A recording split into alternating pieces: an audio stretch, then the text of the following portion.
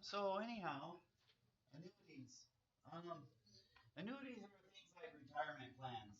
It's exactly what you do is you put money away every month, and then you put them into account, and so hopefully someday you'll be able to retire. Let me give you a little picture of what this looks like. So let's say you, oh, let me get my pen. Oh, my pen is in white. No wonder I can't see it. So let's say you put in $100 each month. Second month, you put in another $100. Third month, you put in $100. And you're going to be consistent like this. Every single month, you're going to put in 100. So since banks are on the quarterly system, basically what you do at the end of this 3 months is that you put in one deposit of 300. And that would go in as the first quarter. Okay? Everybody understand how this is working? Okay, so you put $300 in for the first quarter. And then you do the same thing for the fourth month, fifth month, sixth month. And you put in $100, $100, $100 here. And so once again, you put in at the end of that 6 months, or those 3 there, you put in another $300 deposit into the bank. And that would go in as the second quarter. However, because you're getting paid interest, you're going to get interest added from this one. Interest. You see, so you got a little bit more than $600 at this point. You have 600 plus the interest from the first one that you did up here, because you're going to start getting interest on that now. Does that make sense? And so then you have the 7th, 8th, and 9th, okay? And once again, you do 100 here, 100 here, 100 here, and that gives you one lump sum of 300 again. And so you make another payment. Well, at this point, instead of having $900, you have a little bit more than that, because now you get interest from that one, and you get interest again from that one. So all along, you keep building interest on the money that you had in there formerly. Every time you get a certain amount of money in there, you start making interest on it. And so that starts to build a pretty big savings account. And that savings account is what we call our retirement plan. And basically, it's an IRA, individual retirement. What's the A stand for? Anyone know? Account. Yeah, individual retirement account. There you go. So this sort of thing where you're making regular payments, it's called an annuity. And I don't know if you recognize this, but this is what is a geometric series. Way back when we were learning chapter 7 that we just had a test on, we studied arithmetic and geometric series. This exact idea of where you have a certain amount every month, or there's a common ratio, you know. So now I'm going to go through the lesson a little bit slower. We're going to look at the formulas. We're going to do some problems together. But that's basically the picture. Now, let me just mention there are 2 types of annuities. If you're constantly making the payments at the end of the period, like we put the money in right at the end of the 3 months, if it's at the end of the period that you put the money in, then it's called an ordinary annuity. Okay? And if for some chance you decide, well, I have the money right up cash, I'm going to put it in, I'm going to start right off day 1. If you start putting in the $300 right here instead, and you start, and every time you put in a new 300, and you started right at the very beginning, on day one, on the first day, oh my goodness, first day, oh goodness, first, I'm on this weird thing, I think. Okay, so first,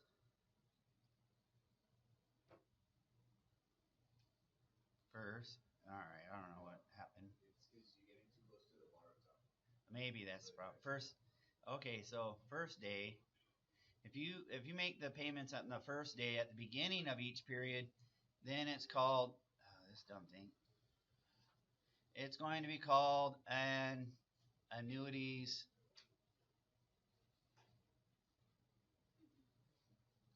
due. Okay, so we have two annuities. One of them is called the ordinary, and one of them is called annuities due. And we'll see that as we go through the lesson, but basically that's the whole lesson right there in a nutshell. I'm going to go through it a little bit slower now, and we'll be writing down some things, and we'll do some examples together, and then we'll do the assignment. Okay. This lesson will depend largely on your ability to plug numbers into formulas. The formulas get a little bit more trickier, so you want to be really good at using your calculator. Also, you don't want to do any rounding in your calculator. So you want to be able to learn how to use the memory keys on your calculator so that you don't have to round until the final step. And I'll demonstrate that myself. But let's go ahead and get started. And we'll kind of go through this fairly quickly. Oh, whoops, hang on. Lesson 5.2. Okay, future value of an annuity. Okay, there we go.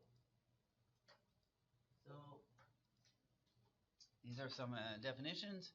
Annuity, it's a sequence of equal payments. So every time you make $300 payments. And people do this for like 35 years or 40 years, and then they have their retirement account set up. They can retire, and it's that money that they use to live on and pay their bills. Make sense? Now, usually an investment firm does this, and they try to make more money than just the money that you're putting in by investing. Does that make sense? So that's what all stock markets are about. They start investing in stocks, they invest in various things. So the key here, though, is that you make an equal payment every period. Now, how is this different from the compounded interest? Anyone know? What's different?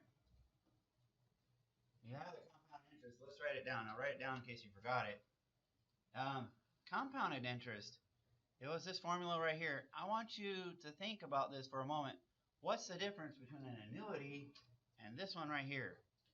The compounded interest formula said it was this, 1 plus R over M, MT. Remember what we do is we put some money in and then it's compounded monthly or quarterly and stuff like that. My question is, how is this one right here, how is it different from this idea here? Go ahead, say it again. You're charging interest. Well, actually, this one's charging interest also. It's called compounded interest. Oh, well, you're going to be charging interest on this one too. Yeah, when your money's in the bank, it starts making interest also. My question, though, is, again, I'm going to try and come back to what's the difference between these two? Because if you can't tell the difference, you won't be using the right formula. Does that make sense? That's why I'm trying to nail down the idea. There's one keyword that gives this one away. Sequence is not quite it, but you're close to it. Well, there's a certain time in this one too. So, yeah, there can be time involved on this one, and there can be time involved in this one. What? Is it periods? What about periods?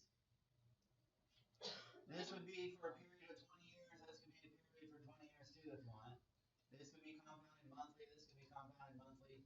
Usually they do quarterly, and so does this one. So my question is, how do you know what's the difference between these two? Because on the day of the test, the formulas are quite different. If you pick the wrong one, you just found the wrong answer. Does that make sense? The key difference on this one is that there is an equal payment made every period. This is one lump sum. You never make payments again on this one. Does that make sense? So this is one lump sum. Now let's say I put $20,000 in the bank. I want it to grow for the next 15 years, so I can have some money for my kids to go to college. It's one lump sum. Okay. The way you can tell you have an annuity is that you have equal payments made at equal periods of time. Like you're making the same payment. You're making, in my example I drew on for you on the previous page was $300 payments every period. You keep adding to what you had. Okay? That's how you're going to tell if you have an annuity. Okay? Versus this guy, which you just do one lump sum. Okay? Okay, that being said, let's continue. Ordinary annuity. The key here is that you make the payment, the regular payments that you're making are made at the end of the period. And then you have annuities due, that's made at the beginning of the period.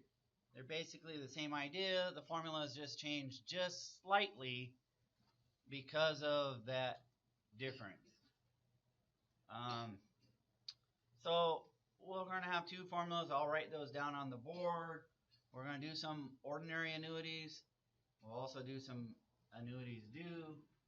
The formula is just slightly different. Okay?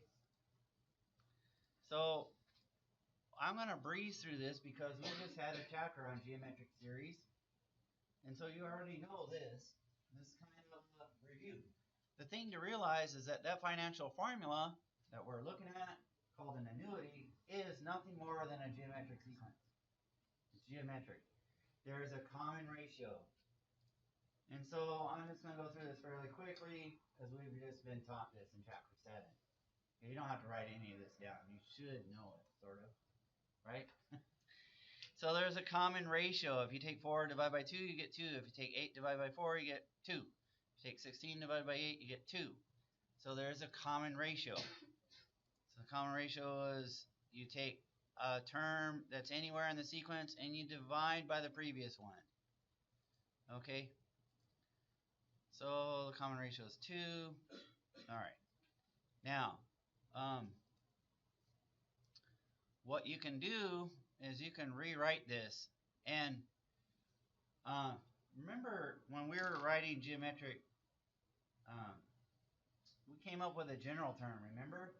We said that a sub n is equal to a sub 1 times r to the n minus 1. And that's what they're showing. You start off with the first term here. And what's the common ratio? It's 2. And notice it goes up by 1 each time. And then it's 2, and then 3, and then 4. So it keeps going on like that. So this relates to exactly what you were doing before. Okay. And now what we're going to want to do is add them all. So we have the sum. So there's our sum, and we've seen this before. There's a trick we can do to get the formula, and if we multiply this whole equation by r, we get an extra factor of r. And then if we subtract these two and do some basic algebra, we get, and I did this for my finite class, we do some factoring. There's our formula that we came up with. This is the same one we came up with before. If you want to find the sum of a geometric series, all you need is basically the first term, and you can plug in this right here, and you can calculate the sequence, geometric sequence, the sum, for 10 terms or 5 terms. And then in our class, we also looked like at an infinite sequence, okay, or infinite series.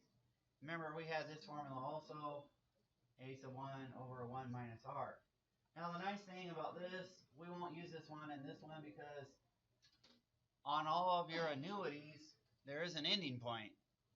I mean, I don't think we're going to live forever, right? So you're going to stop the annuity at some point, and then you're going to start spending it. Well, so that's a little review of what we did in chapter 7. And you guys have seen that already, so I'm going to keep breezing through this.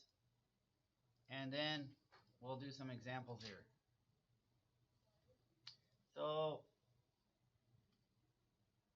let's examine this problem. If you deposit $1,500 each year for 6 years in an account paying 8% interest compounded annually, how much will be in your account at the end of this period? Again, this is not a compounded interest bond. Why? Yeah, you put in this much each year. Now, how often is it being compounded? Wait, is it the formula you're using the future value one? Oh, no. I haven't written down the formula yet. We're going to write it down in a second. It's compounded annually, right? So your M value is what? 1. M is going to be equal 1. So a lot of these formulas use the same ideas. M is equal to this, T is equal to this, and you just put the numbers in the formula, right?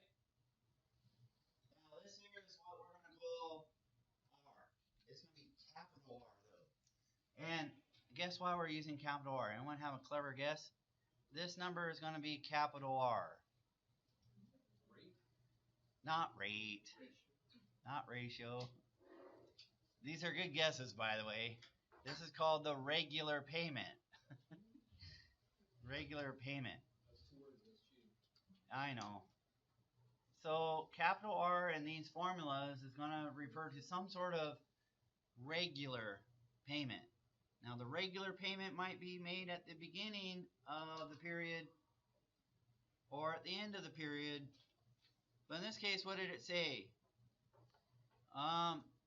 They made it at the end of each year. So that's going to tell us a little bit. But anyhow, let's take a look and see what happens here. Your first year, you'd put in the $1,500, right? At the end of the year, you put in a $1,500, right? Then what happens? Second year, you put in an additional $1,500, but you also get interest from the first year. And that's why you're multiplying by 8%. Now, by the way, you don't have to copy this down because we're going to actually do this by using a formula. Right now, I'm doing it the hard way. I'm doing the calculations by rote or by brute force. But we'll learn a formula. It'll be much easier, okay? So what happens on the third year? Well, the third year you put in another $1,500, and now you get interest on this one. See, notice, now you're getting interest once for that one.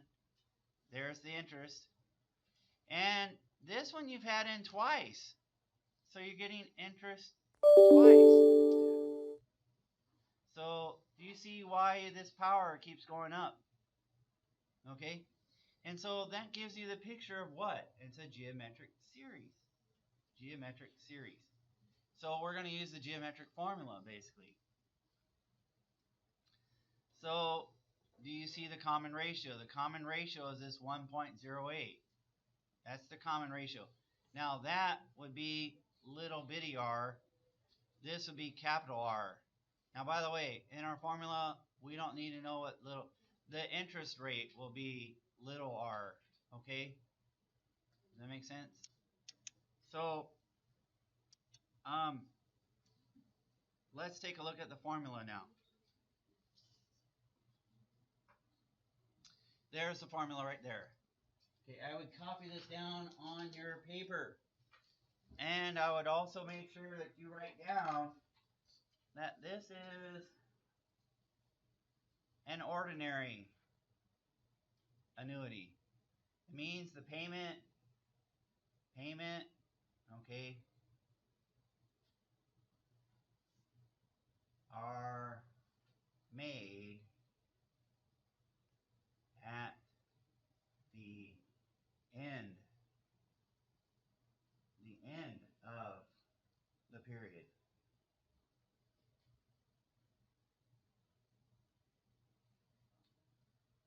Okay.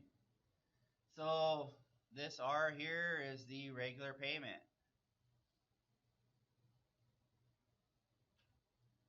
And you should know what the RMM stand for, right? Because it's the same RMM that was in the compounded interest formula.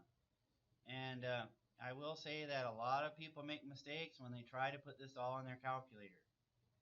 So this is something you'll want to practice and be very good at doing. This is being multiplied out here, okay? And this is referring to a sum. since it's adding things up. So this is what we use. All right, I'll let you write that down. Huh?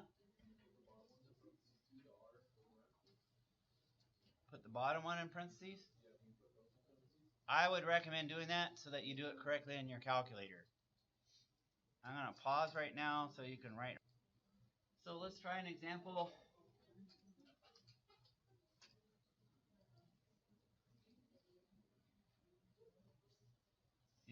You guys want to write these down so you know.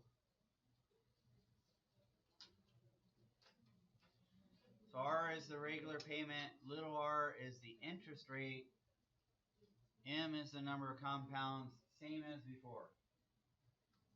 Okay, well let's try a problem before we go. And now we'll solve this problem right here. And so I recommend writing down the formula. So we write down the formula. It's equal to the regular payment times the big bracket here, parentheses 1 plus R over M to the M times T. Now, and then we subtract 1, and then we divide that by parentheses R over M. And then we put a bracket here. Okay, so the next step is to put in your numbers where they go. So this number is going to go here. The interest rate is going to go here. Now you want to change that number to 0.08 first, right? Change it to a decimal. Okay, and since you're doing this annually, it means M is equal to 1 and time is equal to 6 years. So it looks like to me you should have 1500 right here. Time. Boxes? It's called a bracket. So on your calculator you could just use parentheses. Okay. So now you're going to have 1 plus 0.08 over 1. Okay. And then this is going to be 1 times 6. And then subtract 1. And then you're going to take 0.08 divided by 1. All right, your job is to do this and get the same answer I get. And this is where we'll stop. I'll let you try this. We've got a couple minutes. And hopefully you get the same answer I get. Now, what I recommend doing if you're using a calculator, don't worry about this part. Save this step for the end. This 1500. Work right here in the middle, right here. So, yeah, use parentheses. Well, I would work right here, and I would do that portion and raise it to the 6th power. So 1.08 caret 6. Then what I do is I would subtract this 1. Subtract 1. Then I would divide by this portion down here. So divide. Now I use parentheses. And I take 0.08 divided by 1. Of course, what's divided by 1 do? Nothing. So you just divide by 0.08. And then I take that number and multiply it by the number that's out here. Times 1500. And so if you did everything correctly, it should equal, put this in red here, 11,003,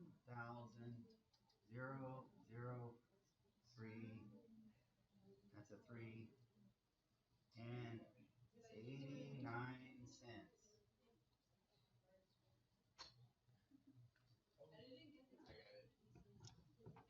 Okay, so here's the thing you want to do. You want to keep practicing with your calculator until you do get that. Okay? Hey, I put that all in my calculator, like even the big bracket popped up, and I didn't get that. Okay, show me your calculator.